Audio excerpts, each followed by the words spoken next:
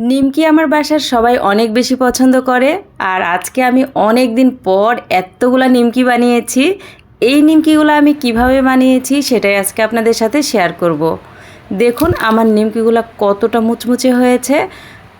আসসালামু আলাইকুম, কেমন আছেন সবাই? আজকে আমি বানাবো 1 কেজি আটার নিমকি। তো আজকে আমি অনেকগুলো নিমকি বানাবো, যার কারণে আমি 1 কেজি আটা নিয়ে নিলাম। আর সাথে দিয়ে দিচ্ছি এবার পরিমাণ মতো লবণ। তো লবণটা একটু বেশি করে দিতে হবে, নিমকিটা কিন্তু একটু লবণ লবণ খেতেই বেশি ভালো লাগে। আর সাথে দিয়ে দিলাম 2 টেবিল চামচের মতো চিনি। চিনিটা অবশ্যই দিতে হবে। তো শুকনা দুইটা উপকরণ আমি মিলিয়ে নিচ্ছি খুব ভালোভাবে। আর এর সাথে এবার দিয়ে দিব সয়াবিন তেল। তো আপনারা চাইলে কিন্তু ঘিটাও ব্যবহার করতে পারেন। আমার বাসায় যেহেতু ঘি ছিল না, এই কারণে আমি সয়াবিন তেলটাই দিয়ে নিচ্ছি। আর এটা দিলেও খেতে কিন্তু একদমই খারাপ লাগে না। তো সয়াবিন তেলটাও আমি খুব ভালোভাবে মিশিয়ে নিলাম এবং এবার রুম টেম্পারেচারে থাকা পানি মিশিয়ে একটা শক্ত ডো তৈরি করেছি। তো সেখান থেকে আমি একটা লেচি কেটে নিলাম। আপনারা চাইলে কিন্তু আধা ঘন্টা রেখে দিতে পারেন, আমি আধা ঘন্টা রেখে দিয়েছিলাম। এরপরে বানাতে এসেছি। আর প্রথমে রুটি বেলে নিতে হবে। রুটিগুলো অবশ্যই পাতলা করে বেলে নিতে হবে। আর আরেকটা কথা, এটাতে কিন্তু আমি কালোজিরা দিয়েছিলাম, সেটা কিন্তু স্কিপ হয়ে গেছে। অবশ্যই চেষ্টা করবেন কালোজিরা যদি বাসায় থাকে দেওয়ার, খুব সুন্দর একটা ফ্লেভার অ্যাড করে এই নিমকিতে। তো দেখুন আমি রুটিটা কিভাবে বেলে নিচ্ছি। তো আমার রুটিটা দেখে আপনারা অবশ্যই বুঝতে পারছেন আমরা যে রুটি খাই তার থেকে কিন্তু একটু পাতলা হবে।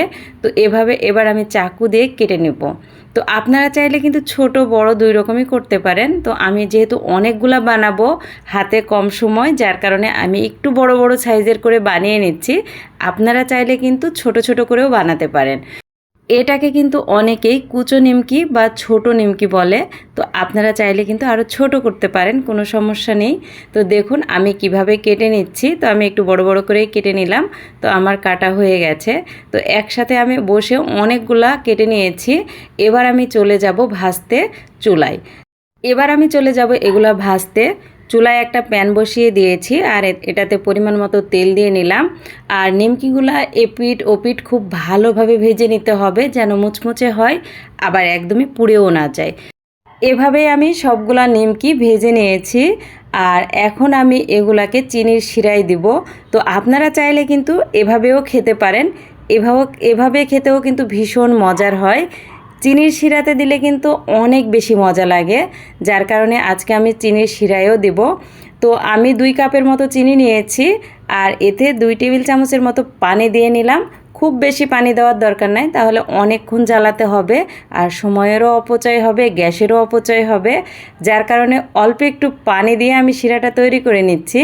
তো দেখে আপনারা অবশ্যই বুঝতে পারছেন চিনিটা গলে গেছে আর খুব সুন্দরভাবে বুদবুদ করে এরকম হচ্ছে। তো এই অবস্থায় কিন্তু চিনির শিরাটা দিয়ে দিতে হবে। খুব বেশি ঘন করতে গেলে কিন্তু একদমই ভালো লাগে না খেতে।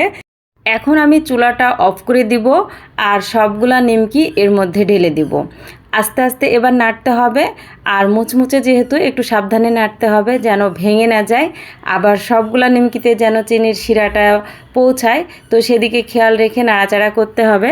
তো আস্তে আস্তে একটু করলেই হবে। আর এমনিতেও একটু হালকা চিনির শিরা লাগলেও কিন্তু খেতে খুবই মজা লাগে। তো দেখুন আমার হয়ে গেছে।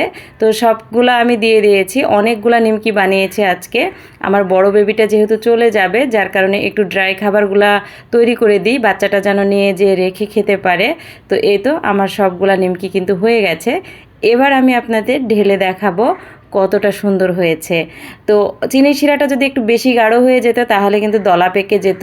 তো এটা একদমই দলাও পাকবে না, আবার খেতেও কিন্তু খুবই মুচমুচে হয়। আর এটা রেখে কিন্তু আপনারা 2 সপ্তাহের মতো খেতে পারবেন অনায়াসে। একটা ডিব্বার মধ্যে ভরে রাখলে এটা কিন্তু অনেক দিন মুচমুচে থাকে। তো দেখুন আমার নিমকি কিন্তু হয়ে গেছে। তো সবাই ভালো থাকবেন, সুস্থ থাকবেন। আল্লাহ হাফেজ।